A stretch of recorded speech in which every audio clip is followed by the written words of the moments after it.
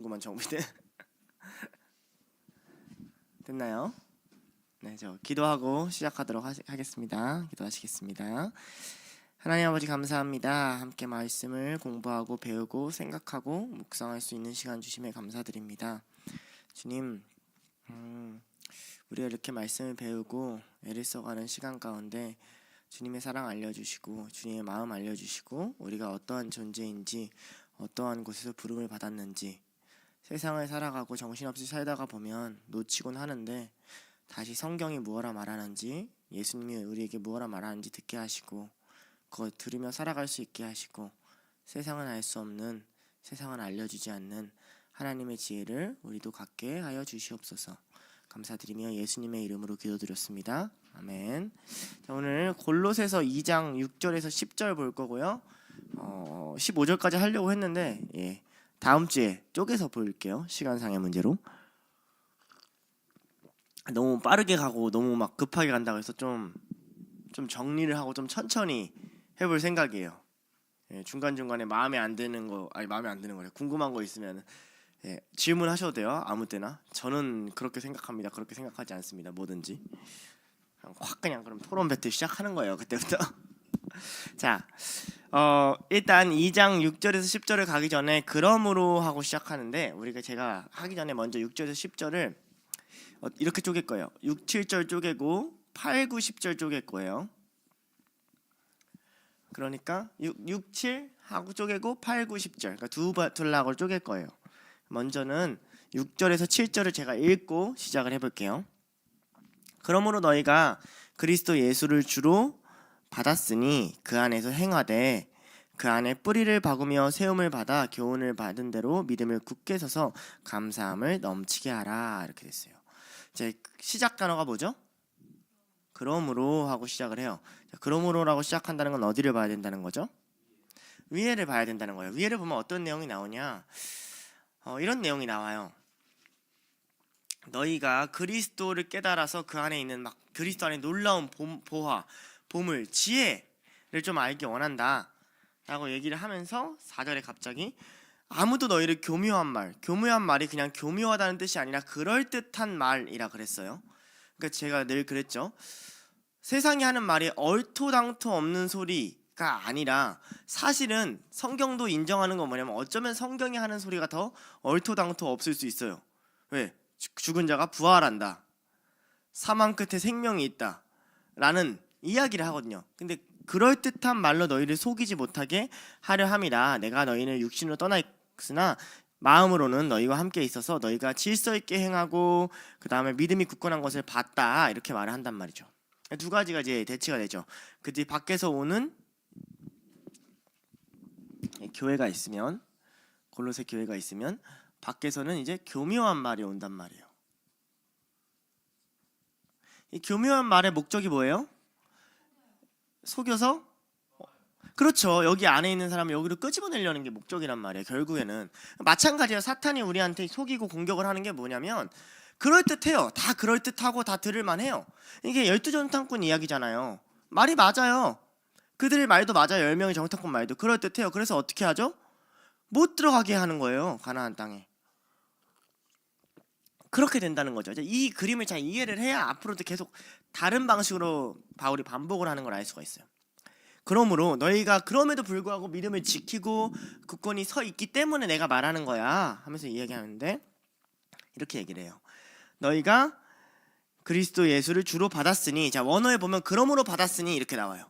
그리스도 예수를 주로. 자 받았으니라는 단어가 나오는데 팜라람바노 몰라요. 헬라어예요. 아무튼 받았다라는 말이 어떤 뜻이냐면 그냥 단순히 이렇게 물건을 던져서 받는 걸 뜻하지 않고요. 전승을 뜻해요. 전승. 자 우리 외국에 살다 온 외국인들을 위해서 전승 뭐예요?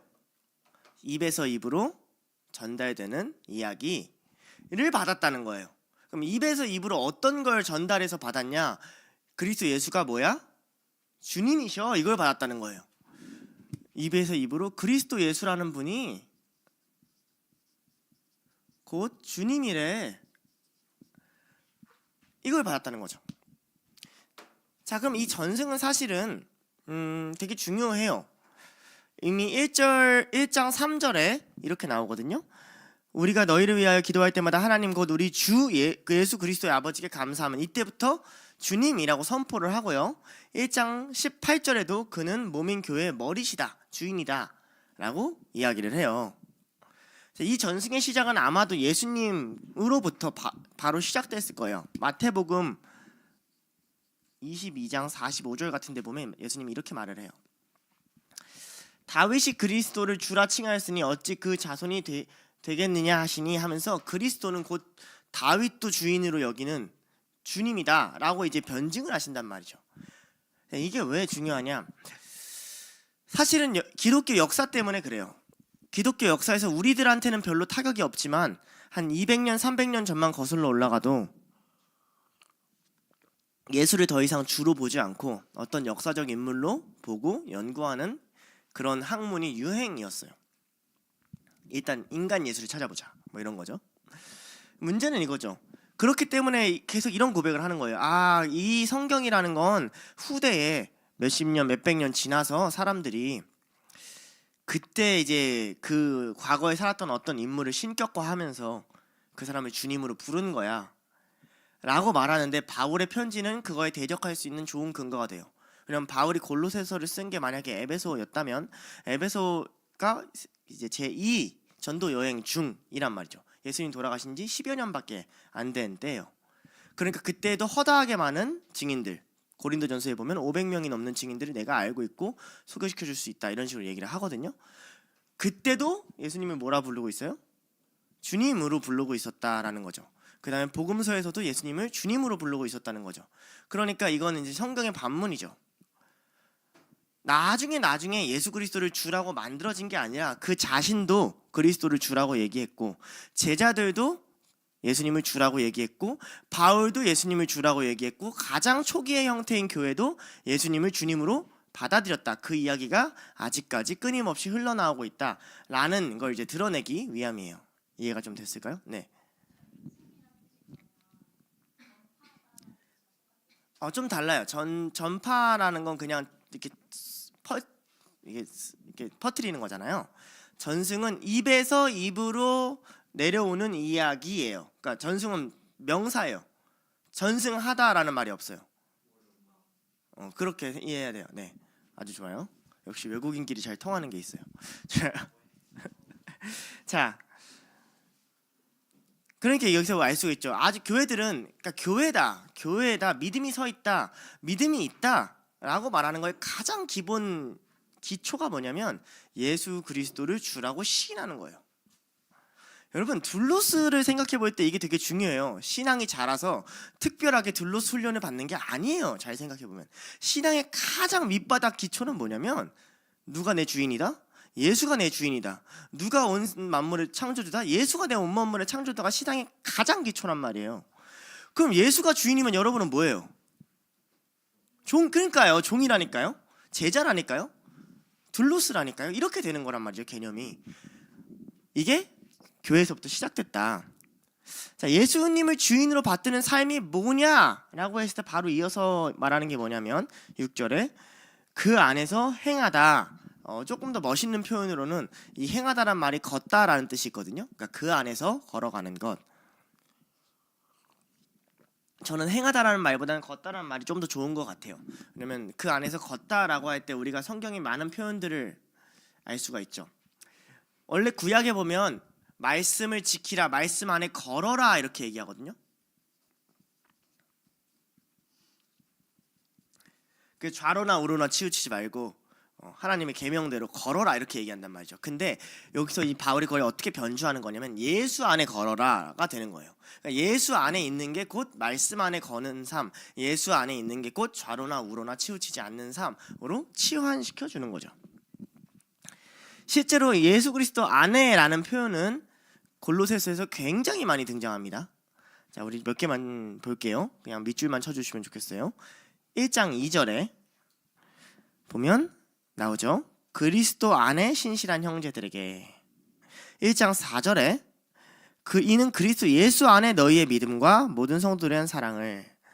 1장 8절에 여기는 이제 그리스도 아니지만 성령 안에 너희의 사랑을 1장 14절에 그 아들 안에서 1장 17절에 그가 만물보다 먼저 계시고 만물이 그 안에 함께 섰느니라 1장 19절에 아버지께서 모든 충만으로 예수 안에 거하게 하시고 1장 28절에 보면 그리스도 안에서 완전한 자로 세우려 함이니 2장 2절에 그 사랑 안에서 자 2장 3절에 그 안에서 지금 1장에서 2장을 넘어올 때까지 어디 안에 그리스도 안에서 그리스도 안에서 그리스도 안에서 그리스도 안에서 그리스도 안에서 끊임없이 반복을 하죠.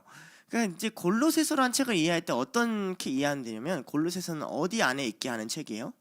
그리스도 예수 안에 있는 걸 굉장히 강조하는 책이라는 걸 우리가 알 수가 있죠. 그리스도 예수 안에 있는 자. 자, 그러면 바울이 그러니 가끔 이런 얘기를 한단 말이에요. 너희는 외인도 아니고 이방인도 아니다. 그러니까 우리가 알 수가 있어요. 여기에 뭐가 있냐면 외인이 있어요. 그리고 여기에 이제 그리스도 예수 이게 교회긴 한데 동시에 그리스도 예수란 말이죠. 그리스도 예수를 주님으로 인정하는 사람들 여기 안에 있단 말이에요. 그렇죠? 이게 이제 기본 그림이에요. 우리가 이런 얘기를 하잖아요. 하나님이 저 사람들은 왜 구원 안 하고 안 살리시냐? 그런데 바울이 이해한 개념은 굉장히 독특해요. 엄밀히 말하면 하나님은 모든 사람, 예수 안에 있는 모든 사람을 살리심과 동시에 엄밀히 말하면 하나님은 딱 한 사람만 살리셨어요. 누구예요? 예수님만 살리셨어요. 요 터전만 살아나는 거예요. 그러니까 여기 밖에 있으면 너네는 죽는 거고요. 여기 안에 있으면 너네는 사는 거예요. 그리스도 예수의 일부가 되면 하나님은 그리스도 예수만 부활시키니까 사는 거고요. 그리스도 예수 밖에 나오면 너희는 예수가 아니니까 다 죽는 거예요. 이 개념이 이해가 돼요? 이게 바울이 말하는 공간으로 구원을 이해시키는 개념이에요. 그러니까 외인이 아니다라는 말은 너희는 영생을 얻었다는 말이 돼요. 그리스도 예수, 그러니까 우리가 이걸 이해하지. 거기서 이제 칭의가 나오는 거거든요. 이 안에서 우리가 막 애를 쓰고 막 열심히 노력을 해서 구원을 성취하는 게 아니라 그런 거죠. 가끔 이제 막 게임 같은 걸 하다 보면 세이프 존이 있거든요. 뭔지 알죠? 세이프 존이 있어요. 그 세이프 존 안에 들어오면 못 잡아요. 옛날에 제가 중학교 때 레프트 4 데드라고 좀비 때려잡는 게임을 했는데 시작할 때 안전 지역이 있어요. 안전적인 좀비가 안 들어와요. 근데 나가면 어떻게 되죠? 좀비들이 출몰하고 잡아먹어요. 그럼 다음에 세이프 존까지 가면 살아요. 그리스도 예수 안에 있으면 살고 밖에 나가면 죽어요. 그럼 우리도 신앙을 생활할 때 이해가 되죠. 이제 우리의 삶이 왜 이런지. 나는 예수님을 만났는데 영생을 누렸는데 왜 이렇게 힘들까? 그리스도 예수 안에 있어야 충만을 누려요. 이게 굉장히 중요한 개념인 거죠. 자, 볼까요? 골로새서 1장 13절 14절을 한번 볼게요. 제가 읽어드릴게요. 그가 우리를 흑암의 권세에서 건져내사 그의 사랑의 아들의 나라로 옮기셨으니. 이해가 됐죠? 여기는 다 뭐예요? 흑암의 권세예요. 흑암의 권세. 모르겠고 죽음밖에 없고 삶이 없는 거기에 여기는 뭐예요? 여기는 사랑의 나라예요. 아들의 나라면서 사랑의 나라예요. 옮기셨다라는 말을 하는 거죠. 근데 이게 우리의 복이에요. 예수 안에 있는 것, 예수 안에서 사는 것, 예수 안에서 다시 사는 것, 예수 안에서 영원히 사는 것, 이 그리스도인이에요. 그럼 어떻게 하면 예수 안에 들어가죠? 그리스도를 주인이라고 인정하고 그 안에서 행하는 게 어떤 거냐, 이제 이걸 설명하고 싶은 거죠. 그래서 두 가지의 비유를 통해서 이걸 설명해요. 하나는 식물 비유고 하나는 건축 비유예요.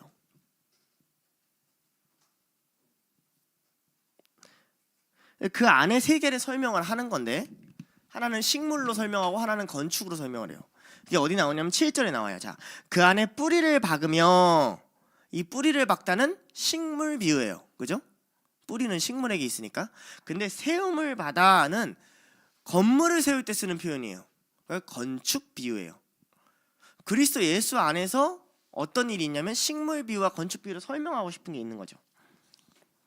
1장 6절에나 1장 10절에 보면 이미 바울은 식물 비유를 이용하고 있어요. 보면 1장 6절에 이 복음이 너희에게 이름에 너희가 듣고 참으로 하나님의 은혜를 깨달은 날부터 너희 중에 같이 또한 온천에 열매를 맺어 자라노다. 10절에도 열매를 맺게 하시며. 자, 열매를 맺다 무슨 비유죠? 식물 비유예요. 그죠? 열매를 맺을 때 중요한 게 뭐냐면 그리스도 예수 안에 뿌리를 내리는 거다, 이렇게 얘기를 해요.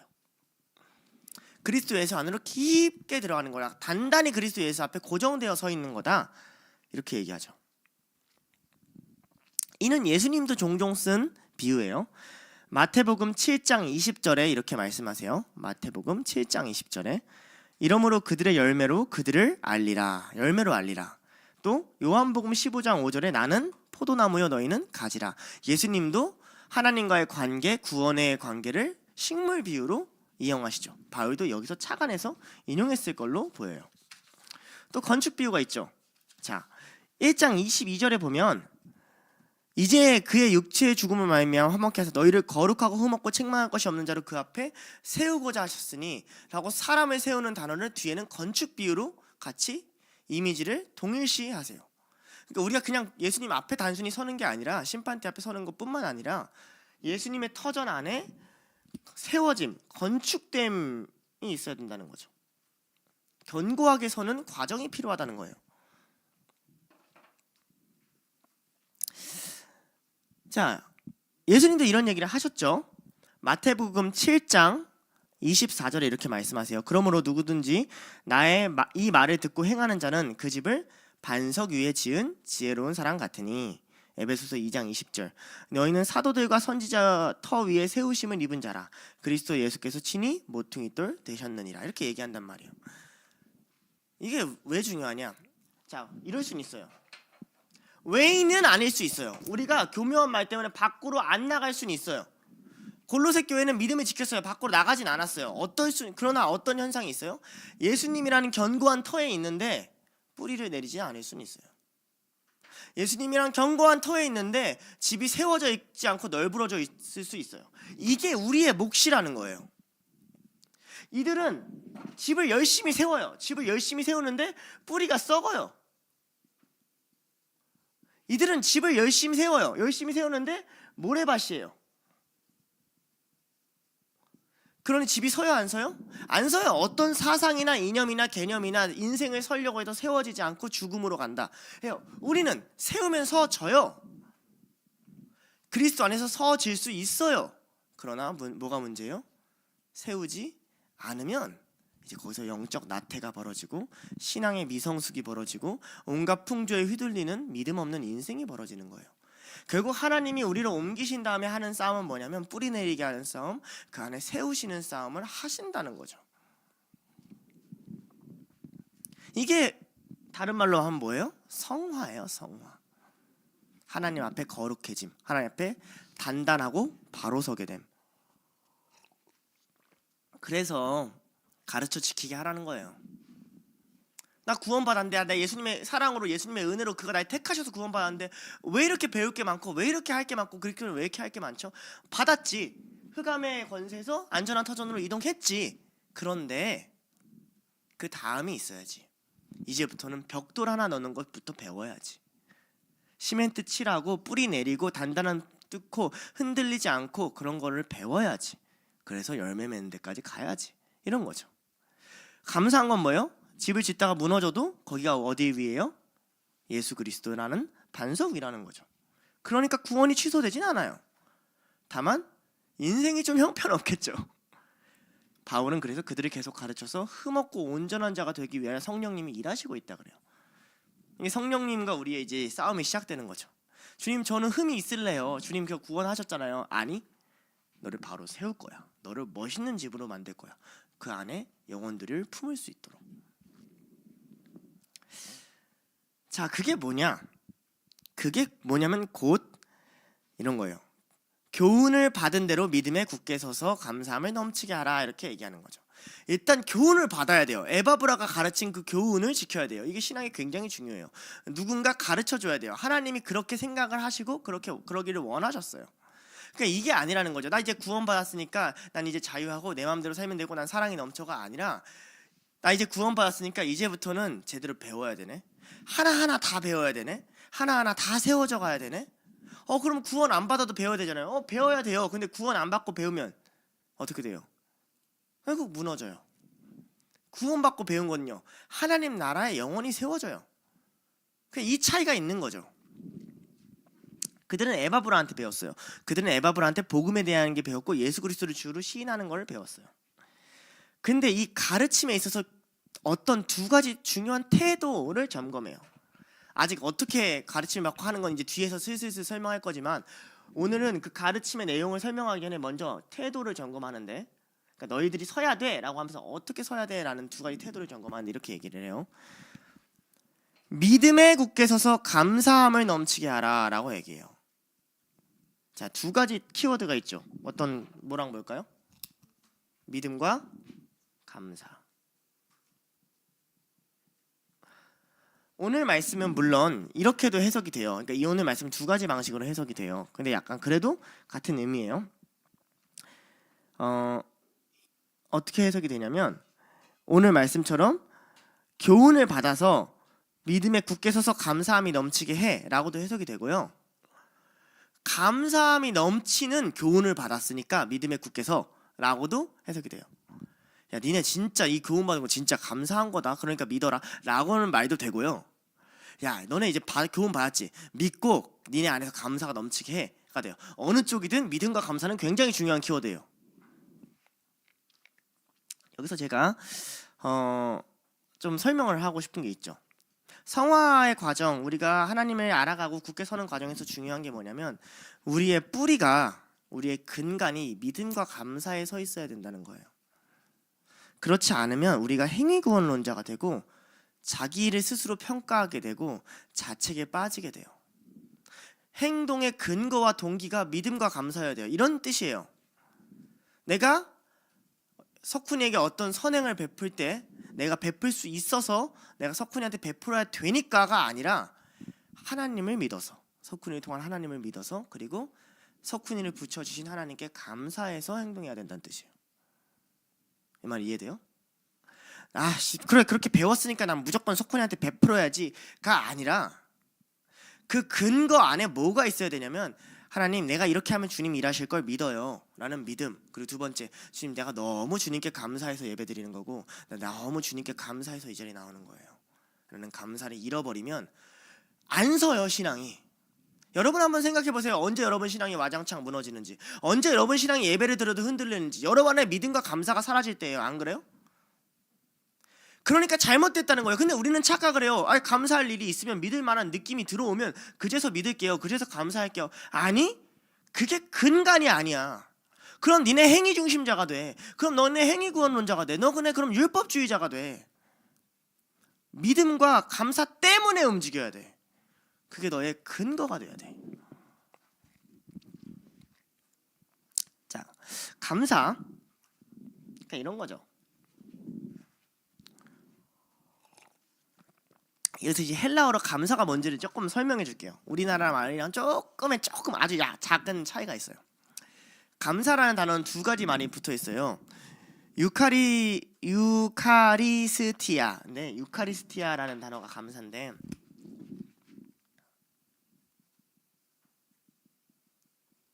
그래서 유랑 카리스티아가 원래 이제 어원적으로 나눠요. 이제 앞에 전미와 이렇게 붙는단 말이죠. 유가 뭐냐면 좋다, good, good, 좋게 여기는 거, 좋은 거. 그다음에 카리스티아, 카리조가 은혜 혹은 favor, 선대 이런 단어예요. 그러니까 은혜를 좋게 여기는 게 감사예요. 무슨 말인지 알겠어요? 은혜를 좋게 여기는 게 감사예요. 쉽게 얘기하면 이런 거죠. 이를테면 동석이가 저한테 은혜를 베풀었어요. 막 예를 들면 제가 막 같이 사경을 가는데 막 동석이가 저를 챙겨주고 그랬어요. 그걸 당연하게 여길 수도 있고, 쟤 왜 그렇게 귀찮게 나한테 자꾸 부담스럽게 챙겨라고 여길 수도 있고, 참 좋다, 참 좋은 애다 동석이, 이렇게 여길 수 있죠. 그게 감사예요. 하나님이 우리가 주시는 것을 좋게 여기는 것. 하나님 참 좋습니다. 나 연단 시켜주다니 참 좋다. 나에게 이 삶을 살게 해주다니 참 좋다. 나한테 하나님을 알려주다니 참 좋다. 나한테 예수 그리스도를 알게 해주는 길을 가다니 참 복되다. 심령이 가난한 자는 복이 있나니 천국이 너희의 것이요. 심령이 가난해도 천국을 알려주는 예수가 있다니 난 참 복되다. 감사해요. 이해가 돼요? 그 싸움을 이제 시작해야 되는 거죠. 예수 터전 안에 있으려면 어떻게 예수님 터전 안에 있지라고 고민할 수가 없어요. 왜냐면 예수님은 눈에 보이지 않잖아요. 어떻게 하는 거냐면 예수님에 대한 믿음과 예수님에 대한 감사를 잃지 않는 것, 그것이 그들이 해야 되는 가장 기초적인 싸움이었다는 거죠. 예수님의 은혜를 좋게 여기고 예수님이 지금 내 안에 이루시고 계시고 예수님이 완전하신다는 사실을 아는 것, 깨닫는 것, 그것이 그들이 해야 되는 싸움이었다는 거죠. 그래서 1장 3절과 1장 12절에 바울은 먼저 그 태도를 보여줘요. 주 예수 그리스도 아버지께 감사하노라. 12절, 우리로 하여금 빛 가운데 성도의 기업을 얻기에 합당하게 하신 아버지께 감사하게 원하노라. 나도 이 편지를 쓰는 까닭이, 나도 너희에게 찾아오는 까닭이 어떤 동기에서 하는 거예요? 감사라는 동기에서, 너희를 참 좋게 여겨서, 하나님에게 너에게 베푸는 내가 너무너무 좋아서, 그런 동기에서 나도 하고 있음을 바울은 보여주고 있는 거죠. 여기서 이제 오늘 본문이랑 조금 별개로 사이드 포인트만 약간 짚어줄게요. 이건 이제 보론이에요. 유카리스티아라고 그랬잖아요. 혹시 영어 쓰는 분들 성찬이 영어로 뭔 줄 알아요? 응? 커뮤니온 다른 말로 뭔 줄 알아요? 성찬의 헬라어로 유카리스테오라 그래요. 영어로는 유카리스트 이렇게 쓸 때도 있어요. 이게 여기 단어에서 나왔어요. 감사하는 것. 이거 보론이에요. 그러니까 오늘 말씀은 좀 상관없이 우리 좀 착각하잖아요. 성찬, 기억하는 것. 성찬, 고통을 막 하나님 얼마나 아프셨을까. 근데 성찬을 쓸 때 원래 그 단어가 어디서 왔냐면 성찬은 감사하는 것이에요. 성찬은 그 몸을 좋게 여기는 거예요. 은혜로 여기고.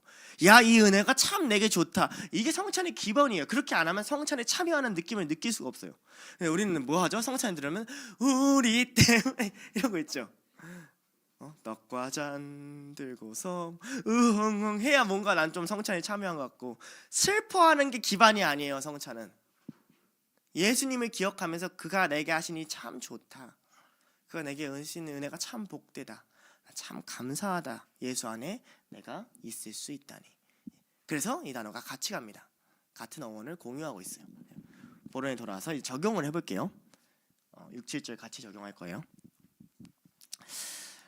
자, 칭의와 성화를 이렇게 이해 설명시켜주는 거죠. 공간을 통해서 옮겨진 게 칭의, 거기서 세워지는 게 성화 하는 거죠. 그러면서 이제 바울이 크게 4가지를 건드는 거예요. 예수님을 주님으로 모시고 있는가? 너희들은 예수님 안에 거하고 있는가? 가르침을 받은 복음을 지키고 있는가? 믿음과 감사가 있는가? 이걸 이제 건들고 있다는 거죠. 그런데 여러분, 이걸 이제 거꾸로 뒤집으면 우리 신앙을 점검할 수 있는 좋은 적용점이 돼요.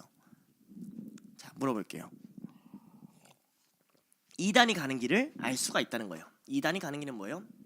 예수 그리스도를 어떤 방식으로든 주인으로 섬기지 못하게 하는 길.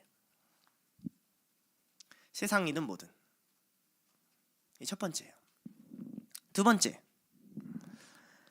예수님 안에서 예수님이 하신 일이 충분하지 못하다고 느끼게 하는 길. 예수님 안에 있지 못하게 하는 길. 세 번째, 내가 이제까지 배워온 가장 기초적인 하나님의 이야기가 아닌 뭔가 새롭고 다른 신비한 무언가가 있다는 것처럼 가르쳐주는 일. 그렇죠. 이단들이 보면 야, 이게 무슨 뜻인 줄 알아? 세상도 마찬가지예요. 저런 식으로 사업을 하면, 저런 식으로 직장 가지면 새로운 길, 구원의 새로운 길, 뭔가가 보여. 내가 어려서부터 배운 예수 그리스도가 아닌 뭔가가 이 땅에서 보여. 그 길로 가면 되지 않을까? 마지막 4번째, 삶의 행위를 믿음과 감사의 결과가 아니라 행위 자체를 중요하게 만들어요. 했어? 안 했어? 그래서 성공했어? 안 했어? 그래서 행동했어? 안 했어? 그게 보는 게 아니거든요. 네 안에 믿음과 감사가 있었어? 이걸 보는 거거든요. 못해도 괜찮아. 믿음과 감사가 있었어? 이걸로 속인다고요. 거꾸로 말하면 어느 순간 내가 예수님을 주인으로 여기지 않게 되고, 어느 순간 예수님으로 불충분한 것 같고, 어느 순간 내가 알던 예수 그리스도가 아닌 새로운 길이 있는 것 같고, 어느 순간 내가 행위로 살아가야만 될 것 같은 그 길이 예수 그리스도 밖에 있는 외인들이 걷는 길이다라고 역설적으로는 볼 수가 있는 거죠. 근데 잘 생각해보면 세상이 가는 길이에요. 예수를 주로 섬기지 않고 예수가 충분하지 않으며 믿음과 감사가 없고 자기 행위로 증명해야 되고, 그죠? 뭔가 새로운, 뭔가 특별한, 뭔가 다른, 뭔가 시대를 잘 타는 그런 게 있어야만 성공할 수 있다고 말하는 길, 예수 그리스도 밖에 흑암의 권세 아래 있는 길이다 라고 우리가 볼 수 있는 거죠. 자, 우리 8절에서 10절에 이어서 보도록 하겠습니다. 제가 한번 또 읽어드릴게요. 누가 철학과 헛된 속임수로 너희를 사로잡을까 주의하라. 이것은 사람의 전통과 세상의 초등학문을 따름이요 그리스도를 따름이 아니니라. 그 안에는 신성의 모든 충만함이 육체로 거하시고 너희도 그 안에서 충만하여졌으니 그는 모든 통치자와 권세의 머리시라. 자, 아직까지는 그렇게 어려운 거 없죠? 어렵나요? 아니요, 없어요. 6, 7절에는 그렇게 어려운 게 없어요. 그냥 그렇게 믿으세요. 근데 여기가 좀 어려워요. 우리가 느끼는 그 한국어 단어와 그 원어의 뉘앙스가 너무 달라요. 그래서 좀 어려워요. 그걸 좀 설명을 해야 돼서 시간을 좀 들여야 돼요. 일단 그런데 이제 반대로 공격이 온단 말이에요. 어떤 공격을 하냐면 1장 4절에 보면 그럴듯한 말, 교묘한 말 하잖아요. 그럴듯한 말이 뭐냐? 여기서는 철학과 헛된 속임수라는 말을 가져와요. 자, 일단 첫 번째 문장, 철학과 헛된 속임수로 사로잡을까 주의하라. 여기부터 볼게요. 주의하라, 이 말은 원래 보다라는 단어예요. 살펴보아라, 한번 눈을 들어 봐라, 이런 거죠. 기린아 뭘 하나 봐라, 이렇게 보라는 거죠. 사로잡다는 말이 정말 독특해요. 보통 포로를 쓸 때 쓰는 단어가 아니라요, 어떤 단어냐면요, 실라고게오라는 단어인데요, 이 단어가 뭘 연상시키냐면 일반적으로 쓰는 말이 아니에요. 성경에 한 번 등장해요. 시나고그, 뭔지 알아요? 회당이에요. 유대인들이 모이는. 그래서 학자들이 골로새 교회에 들어왔던, 물론 다른 근거들도 있지만 뒤에 나오는 이단들이 아마 유대교를 기반으로 찾아온 이단일 것이다. 얘네들 어떻게 사로잡냐면 시나고그로 사로잡아요. 그런데 회당이 악마의 소굴이 되었다라는 근거는 바울 서신뿐만 아니라 계시록에도 2번이나 등장해요. 우리가 같은 본문이라 찾아볼 건데 계시록 2장 9절 한번 볼게요. 자, 읽어드릴게요. 계시록 2장 9절. 내가 너의 환난이나 궁핍을 알거니와 실상은 너가 부요한 자니라. 자칭 유대인이라 하는 자들의 비방도 알거니와 실상은 유대인이 아니요 사탄의 시나고그, 회당이라. 이렇게 써요. 그러니까 회당, 유대인이라고 말하지만, 유대교를 따른다 말하지만, 하나님을 섬긴다 말하지만 사탄의 권속이고 사탄의 모임이고 사탄의 회당인 자들, 이 여기에도 나오고 아마 3장 10절인가 필라델피아 교회에도 똑같은 말을 할 거예요. 그러니까 너희가 사로잡힌다는 건 그냥 단지 사로잡힌 게 아니라 유대교 안에서 찾아와가지고 그들을 꿰내고 있다는 걸 알 수가 있죠. 또 하나 우리가 뭘 알 수가 있냐면 골로새서 같은 기점으로 드디어 기독교랑 유대교가 막 분리하려는 싸움, 태동이 엄청나게 일어나고 있음을 또 느낄 수가 있죠. 자, 그러면서 2가지 말을 가져와요. 뭘로 사로잡냐면 철학과 헛된 속임수로 가져와요. 철학은 근데 사실 그리스 사람들이 쓰던 말이에요. 그러니까 약간 짬뽕된 종교가 아닐까 막 이렇게 생각을 해요. 걔네가 가져오는 게. 필라소피, 우리가 잘 아는 말이죠. 자, 근데 유대인들은 필라소피란 말을 언제 썼냐면 그 그리스 철학자들처럼 쓰지 않고 나는 어떤 분파야 라고 할 때 나는 어떤 필라소피야 라고 얘기했어요. 유대인들한테 넘어와서는 이 필라소피란 단어의 맥락이 좀 달라졌어요. 언어가 지역으로 옮겨다니면서 뜻이 좀 바뀌잖아요. 유대인이 난 사두개인의 무리야 할 때 그 무리를 필라소피라고 그랬어요. 난 사두개인 필라소피야. 그래? 난 바리새인 필라소피야. 그래? 난 에세네파 필라소피야. 넌 그리스도 필라소피야? 이런 식으로 얘기를 했다는 거죠. 일단 이 개념을 알아두시고요. 2번째는 그 당시 스토아 학파 같은 자들이 각각 회당처럼 모여서 떠드는 지역이 있었어요. 그런데 여러분, 그 당시에 나왔던 그리스 철학 책들이 아주 옛날이잖아요. 2000년 전이잖아요. 생각보다 인간 사상에서 우리가 하는 많은 이야기를 커버하고 있는 거 알아요? 몇 개만 조금 다뤄드릴게요. 안 적어도 돼요. 이건 그냥 들어봐요. 그들이 어떻게, 왜 이게 교묘한 말이고 왜 넘어갈 만한지. 자, 첫 번째, 플라톤 학파예요. 플라톤 학파는 무슨 얘기를 했냐? 저기 위에 이데아가 있고 이 땅이 있다 그랬어요. 그러니까 이 땅에 눈에 보이는 건 사라질 거고 저기 위에 근본적인 걸 추구하고 살아가야 된다. 그래서 진짜 그 얘기를 했어요. 나무를 주제로 했거든요. 근데 이제 빵으로 주제로 할게요. 빵을 하다 보면 가장 근본적인 무언가가 있다. 다 거기서 파생한다. 그게 빵의 뭐예요? 빵의 이데아다 라고 얘기를 했어요. 아리스토텔레스는 이걸 어떻게 가져왔냐면, 아리스토텔레스 학파는 저기 멀리와 여기가 아니라 그 이데아가 빵 안에 있어. 그러니까 우리는 빵을 먹음으로만 그거 안으로 들어갈 수 있어. 막 분리돼 있지 않아. 그 빵 안에 핵심적인 그 개념이 있어. 그 개념이 안에 있으면 그 우리가 느끼는 진료, 질감을 통해서 그게 발현돼. 이렇게 생각을 했어요. 자, 여기까지만 해도 그래 복잡한 이야기구나. 자, 근데 이 나머지 학파들의 인생 살아가는 방식이 우리한테 더 충격적이에요. 스토학파, 제논이라는 사람이 만들었는데, 이 사람들은 뭘 얘기를 하냐면 기둥에 살아면서 아파테이아, 무정념을 추구해야 된다는 거예요. 도파민 디톡스예요. 무정념. 무슨 말인 줄 알아요? 아무것도 추구하지 않는 평화 상태. 근데 약간 불교랑은 달라요. 막 고행도 필요 없어요. 그냥 먹고 자고 하면서 더 이상 뭔가 너무 어떤 욕구나 충동에 끌리지 않는 상태가 되기 위한 싸움을 했어요. 굉장히 현대적이지 않아요? 다른 거 볼까요? 에피쿠로스 학파가 있어요. 에피쿠로스 학파는 쾌락을 쫓는 학파예요. 쾌락을 쫓는다고 하니까 막 파티 이런 거 같죠? 아니요. 순수한 즐거움이 뭔가를 고민하는 사람들이었어요. 야, 어차피 인생 살 건데 맛있는 거 먹고 좋은 공동체 만들어서 서로 좋은 얘기 나누면서 좀 상처도 좀 쓰다듬어 주고 아픈 사람도 좀 해주고 힘든 일 있으면 좋은 쾌락을 잘 누리면서 사는 게 그게 인생 아니겠냐. 그리고 그 학파가 엄청나게 모였어요. 혹하지 않아요? 마지막, 키니코스, 견유학파. 견유학파가 말했던 건 이거죠. 다 버려도 돼? 난 햇빛만 있으면 돼. 이게 이제 견유학파의 그 유명한 알렉산더 대왕이 왔을 때 햇빛을 가리고 있어가지고, 내가 왕인데 너한테 뭘 바라느냐, 왕이시오, 지금 제발 내 앞에서 꺼져 주시오, 난 지금 이 햇빛으로 충분하오 라고 말했던 사람들. 이 세상 아무것도 필요 없어. 내 인생만 살면 돼. 내 인생의 이 하루하루 이 순간만 살면 돼. 아무것도 필요 없어. 카르페디엠. 이 순간을 잘 살자. 온갖 철학이 난무했어요. 여기서 예수 그리스도가 무슨 의미가 있어요? 부활로 간다는 게 무슨 의미가 있어요?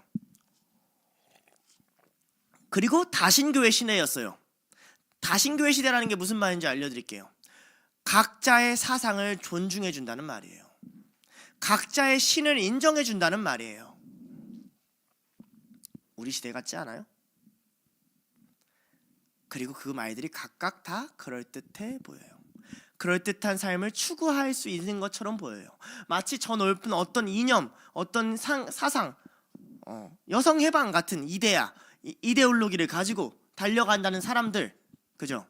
아니야, 그런 거 말고 저기 위에 있는 거 말고 이 땅에서 지금 내가 만드는 빵도 제대로 된 빵을 만드는 게 인생의 가치지. 그림을 그려도 제대로 그리는 게 인생의 가치지. 운동을 해도 제대로 운동하는 게 인생의 가치지라는 사람들. 그런 게 뭐가 중요해? 살면서 내가 즐거운, 내 안에 좋은 사람들 있고 좋은 거 먹고 좋은 관계를 누리는 게 그게 최고지. 야, 그런 거 아니야. 뭔가 계속 추구하다면 머리가 힘들어져. 아무것도 바라지 않는 상태. 그런 상태가 진짜 좋은 인생이지. 아니야, 그게 뭐가 좋아해? 그냥 지금을 살아. 지금을 막 살아도 괜찮아. 지금 살아있는 게 얼마나 감사해. 라는 그리스 철학의 유명한 분파들이에요.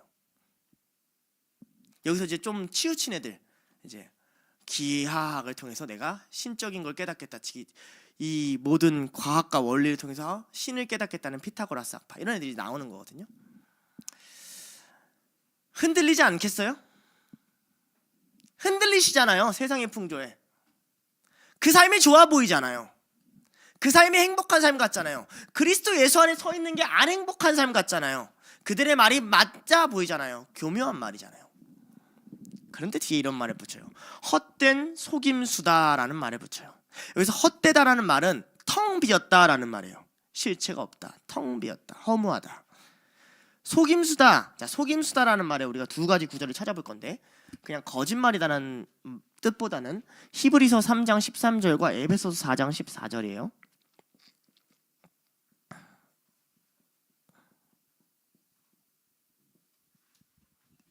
히브리서 3장 14절. 오직 오늘이라 일컫는 동안에 매일 피차 권면하여 너희 중 누구든지 죄의 유혹으로 완고하게 되지 않도록 하라. 에베소서 4장 14절. 이는 우리가 이제부터 어린아이가 되지 아니하며 사람의 속임수와 간사한 유혹에 빠져 온갖 교훈의 풍조에 밀려 요동하지 않게 하려 함이라. 여기서 속임수라는 건 유혹하는 것을 의미해요. 그러니까 이런 철학들이 갖고 있는 두 가지 특징이 있는데, 여러분이 철학을 열심히 공부하고 고민해보면 느끼는 게 뭐냐면 허무함을 느낄 거예요. 뭐가 있나 이래서 텅 비었거든요. 두 번째는요, 그럼에도 불구하고 허무한데 유혹이 돼요. 허무한데 이끌려요. 고민하고 공부하면 이 안에 텅 비고 허무한데 그런데 끌려요. 를 얘기하고 싶은 거예요, 바울이.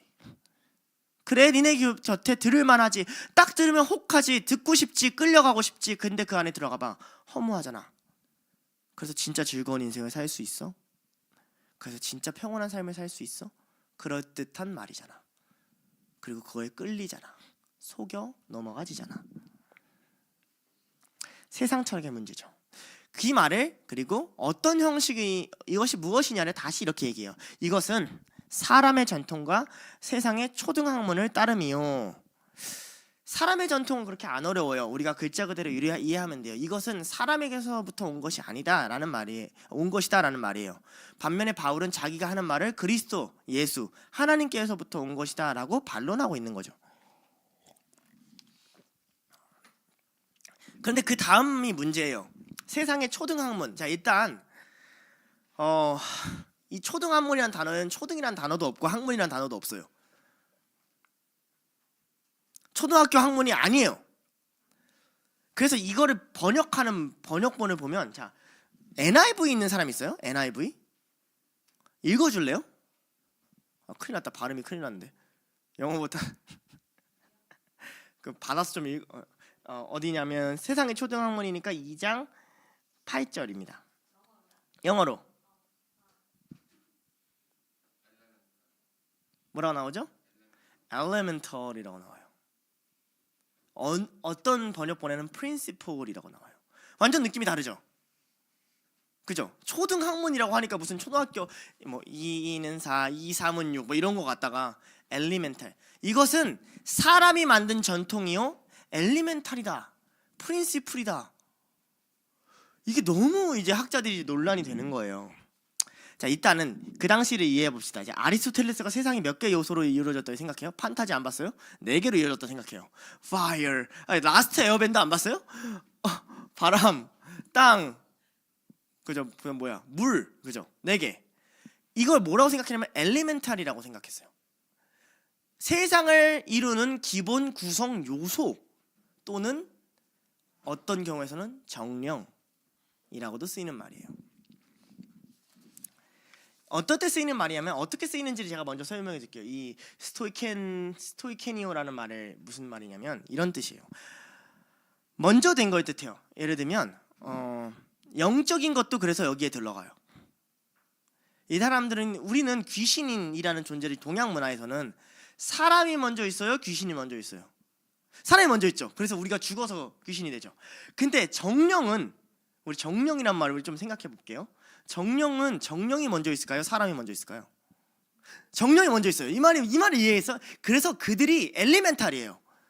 그래서 그들이 세상의 기본 구성 요소예요. 인간이 있기 전부터 존재해요. 그러니까 똑같이 영적인 걸 이해하는데 우리가 이해하는 영적인 세계와 그 당시에 사람들이 이해하는 영적인 세계가 좀 차이가 나요. 우리가 생각하는 영적인 세계는 우리가 육이 있고 죽어가지고 귀신이 되는 이런 걸 얘기하고, 방금 굉장히 모기 같았어요 소리가. 그 다음에 이들이 말하는 건 영적인 세계가 있고 그들로 인해서 우리가 나타난다라고 생각을 해요. 그런 걸 설명하고 싶은 거예요. 봐봐요, 어렵죠? 자, 그래서 이걸 좀 이해하기 편하게 가기 전에 먼저 이 기본 구성 요소가 어떤 일을 하는지 갈라디아에서는 이렇게 얘기해요. 갈라디아서 4장 3절과 9절을 봐야 돼요. 그러니까 이제 구성 요소가 뭔지는 대충 느낌적인 느낌을 알았죠. 정확히 알 수는 없어요. 왜냐면 우리는 그 문화에 안 사니까. 그래도 느낌적인 느낌을 알았죠. 이런 정령 같은, 이런 기본 입자 같은, 판타지 좋아하는 사람 있나요? 만화 같은 뭐 그런 무협지 좋아하는 사람 있나요? 기 같은 뭔가 그런 기본된 엘리멘탈 영화는 결국 그런 데서 영향을 받을 수밖에 없죠. 그래서 정령 같잖아요. 보면 이렇게 얘기해요. 갈라디아서 4장 3절과 9절. 이와 같이 우리도 어렸을 때 이 세상의 초등학문 엘리멘탈 안에 있어서 뭐 했어요? 종노릇 하였더니. 갈라디아서 4장 9절. 이제는 너희가 하나님을 알 뿐만 아니라, 바울이 이제 이 엘리멘탈 사상을 얼마나 싫어하는지 봐봐요. 하나님이 아신 바 되었거늘 어찌하여 약하고 천박한 엘리멘탈로 돌아가서 다시 그들에게 종노릇하라 하느냐. 자, 어떤 말이 반복되죠? 종노릇이 반복돼요. 바울이 뭐랑 싸우는 거냐면 그들이 갖고 있는 기초 세계관과 싸우는 거예요. 우리로 따져볼까요? 과학적 세계관이에요. 가장 기초적인 세계관, 그 시대를 풍조하는, 그 시대를 아우르는, 사람들이 벗어나지 못하는 포스트 모더니즘적 세계관이에요. 각자 자기 소견에 오른, 그걸 건드는 거예요. 그게 초등학문이라는 거예요. 그러니까 초등학문이라니까 어린, 이런 이 어릴 적이란 말 때문에 이렇게 쓰는데 그런 말이 아니라 무가치한이란 뜻이에요. 그러니까 이게 또 이해해야 돼요. 성경에서 어리다는 말은 아이고 어리네, 귀엽네, 순수한 애라고 쓰이지 않아요. 성경에서 어린아이란 말은 쓸데없어라고 쓰여요, 대다수. 그러니까 제가 다시 해석해 줄게요. 갈라디아서 4장 9절 읽어드릴게요. 이제는 너희가 하나님을 알 뿐만 아니라 4장 3절. 이와 같이 우리도 쓸모없을 적에 이 세상의 엘리멘탈 아래서 종노릇하였다. 이 말이 이해가 돼요? 쓸모없는 데 붙잡혀 있지 말라는 거예요. 쓸데없는 사상이라는 거죠. 그런 세상의 근원이 무언가라고 얘기하는, 진리를 알려주지도 않는 헛되고 허황된 것에 니네가 매여 있을 뿐, 사람이 생각하는 사상일 뿐 아무것도 아니야 라고 바울이 대적하고 있는 거예요. 그리고 그것들에 빠지면 어떤 결과가 이루어지게 되냐면 너희가 노예가 된다라고 얘기를 하고 있어요. 생각이 매여서 벗어나지 못하는 거죠. 제가 이번에 사경에 가가지고 전도사님들이랑 새벽 6시까지 1대8로 싸우고 왔어요. 싸운 건 초반 1시간 반만 싸웠고 나머지는 대화를 했어요. 걱정하지 마세요. 근데 이제 그 중에 어떤 게 있느냐, 그리고 기회가 되는 대로 이제 여러 전도사님들한테 복음을 전하고 왔어요. 내가 왜 전도사한테 복음을 전해야 되는지 모르겠지만 하고 왔어요. 저기 이제 동석이 또 같이 갔었는데, 동석이 아는 전도사님이 이 세상의 엘리멘탈에 약간 매여 계신 분이 계세요. 무슨 얘기만 하면 그분 보시면 안 되는데, 자 알았어, 몰라요. 시장 지가 그랬는데 어떡할 거야. 자 근데 무슨 얘기만 하면 그거는 키에르케고르가 그거는 니체의 사상에 의하면, 그거는 하이데거에 의하면, 무슨 초등학교 애들을 가르치는데 그렇게 가르쳐요. 야, 이것은 정념이 아닌 무정념 개념에서 출발한 뭐 이렇게, 야, 사마리아 여인을 보면 있잖아. 사마리아 여인이 여기서 이제 예수 그리스도를 신격화하게 되는 신화화의 과정이 있어. 이딴 식으로 얘기해요. 복음이 전해져요? 문제가 뭔지 알겠어요? 내가 그래서 무슨 얘기를 했는 줄 알아요? 결국 무슨 말을 한지 알죠? 나도 그 사람이 읽었던 책을 읽었으니까 간단하게 얘기했어요. 그래서 어떤 결과가 있냐? 그래서 당신 구정할 수 있는 말이 뭐냐? 없지 않냐? 결국 하나님은 이 일을 할 거다. 고민해봐라. 네 고민 속에 아무런 답이 없으니. 결국 하나님은 이 시간까지 기다릴 거다. 결국 예수 그리스도를 주라고 인정하는 데까지, 굴복하는 데까지. 주님, 제가 이것도 해보고 저것도 해보고 저것도 해보고 저것도 해봤는데 답이 없습니다. 주님, 내가 당신이 답인 걸 알아도 믿음이 없습니다. 주님, 나 좀 살려주십시오 라는 데까지 인도할 거다. 그러니까 나에게 무슨 얘기를 하고 상대방한테 답답하다고 억울하다고 다 떠들어라. 잘못된 길을 가고 있는 사람은 그 고난의 길을 돌아갈 수밖에 없다. 초등학문이에요. 헛된 철학. 여러분은 안 갖고 계세요? 이거면 저거면 주님, 저거면 저 길이면 이 길이면 저 길이면 이거면 하면 세상은 이렇게 돌아가잖아요. 하면 세상은 이렇게 움직이잖아요. 하면 세상은 창조하신 분한테 겁대가리도 없이 그렇게 얘기하고 있지는 않으세요? 하나님 대학은 이렇다고요. 네가 대학을 알아 이 새끼야. 나는 대학이 있기 전부터 존재했어. 안 그래요? 대학이 왜 생겼는데? 신학 때문에 존재했어요 대학이. 하나님 이 세상이 이렇게 움직여. 하나님 직장이 이렇잖아요. 하나님 연애는 이렇잖아요. 하나님 관계라는 게, 하나님 마음이라는 게 누구한테 지금 따지는 건데요? 헛된 끌리지만 텅 빈 철학을 쫓지 말아라. 그래서 9절에 이렇게 나눈 거예요. 그러나 그리스도는 그렇지 않아요. 그리스도는 텅 비지 않았어요. 그걸 어떻게 증명하냐 이렇게 얘기해요. 9절에 그 안에 신성의 모든 충만이 육체로 거하신다. 그리스도는 머릿속에 둥둥 떠다니는 영적인 존재가 아니다. 기도할 때 흐물흐물 거려가지고 어떤 빛과 같은 걸 봤어요 정도가 아니다. 그리스도는 육체로 오신 분이다. 자, 신성 로마서 1장 20절.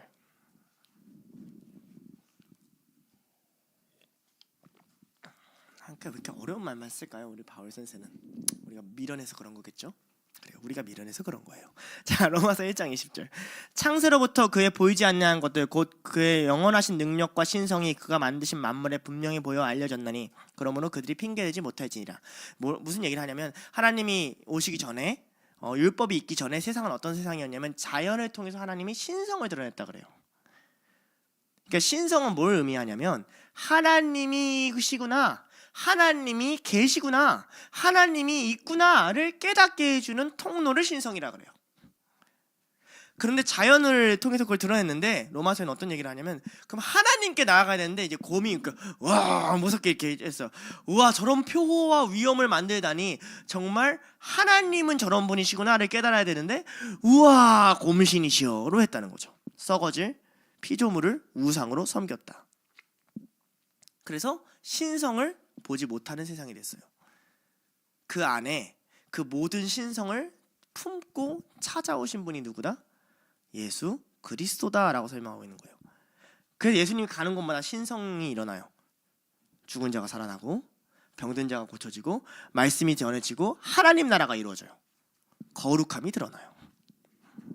하나님의 계심.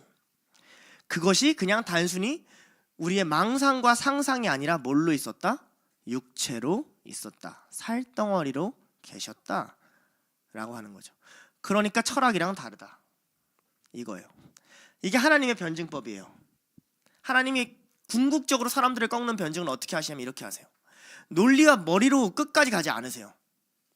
이렇게 하세요.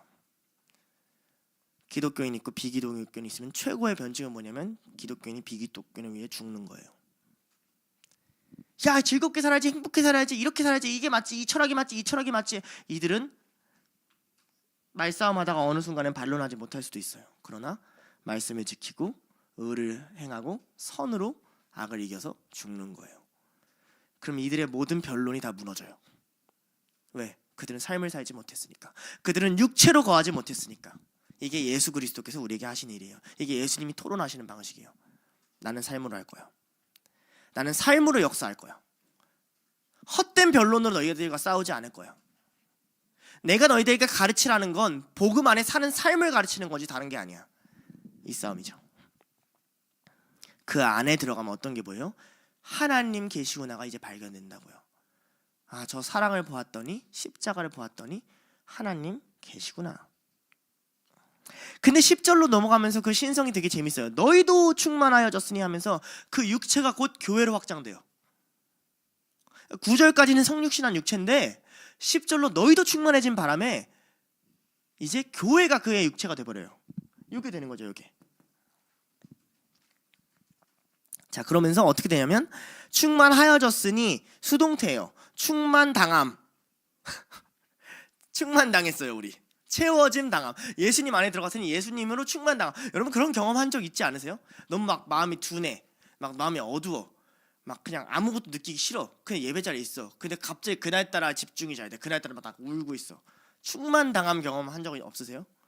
충만당하게 하신다고요. 그의 신성으로 그냥 눌러버리신다고요. 충만당하는 경험을 해야 돼요. 그러면서 이렇게 해야죠. 그는 모든 통치자와 권세의 머리시라. 여기서 갑자기 왜 통치자와 권세가 나왔을까요? 왜냐하면 이런 이유 때문에 그래요. 자, 에베소서 2장 2절이에요. 그때 너희는 그 가운데 행하여 세상의 풍조를 따르고 공중의 권세 잡은 자를 따랐으니 곧 지금 불순종의 아들들 가운데서 역사하는 영이라. 자, 여기서 이제 통치자 권세는 단순히 이제 그 정치 지도자를 이야기하는 것뿐만 아니라 악한 권세, 사탄, 모든 영을 다스리는 주인이 예수 그리스도다라는 걸 드러내고 원해서 그래요.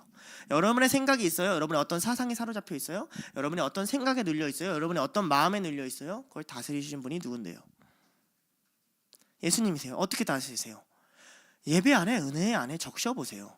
그 신성에 한번 담겨보세요. 충만해보세요. 어느 순간 그 생각이 없어져 있다니까요. 그 순간 막 세상에 어떻게 살지 하다가 하나님의 은혜에 적셔지잖아요. 내 생각이 깨지고 내려놓고 하나님, 그래 일단 지금 주님의 은혜만 누리자, 진짜 지금 주님만 주인으로 섬기자, 지금 내가 아무 생각하지 말고 주님만 사랑하자 하는 순간 내 모든 것들을 다스리시는 하나님이 나타나신다니까요.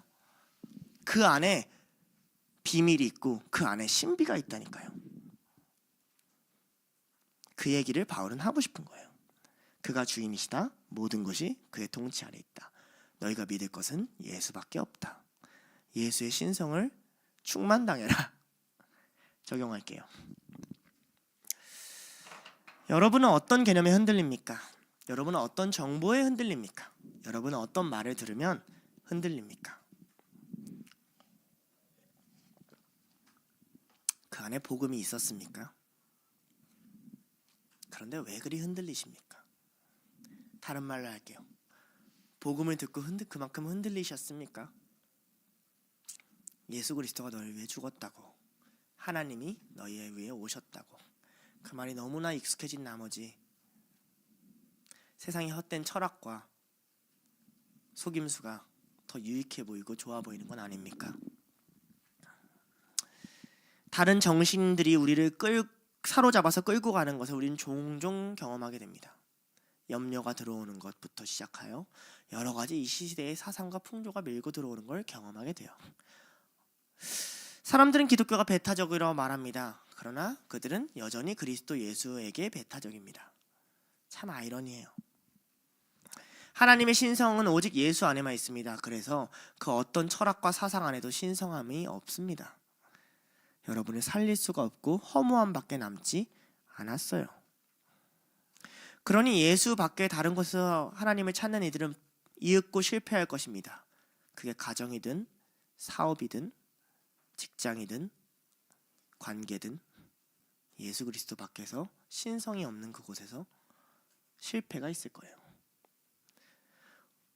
요한계시록 20장 6절에 이렇게 말합니다. 하나님이 이후에 있던 수많은 권세들, 수많은 용들, 짐승들 이후에 이렇게 얘기해요. 요한계시록 20장 6절. 이 첫 번째 부활에 참여한 자들은 복이 있고 거룩하도다.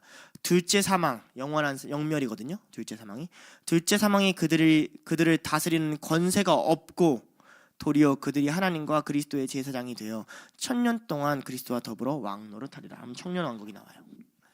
여기를 다스리는 권세가 있어요. 흔히 용이라고 지칭되는, 사탄이라 지칭되는, 악한 영이라고 지칭되는, 우리를 어떻게든 그리스도랑 떼어놓게 하고 세상을 누리려는 권세가 있어요.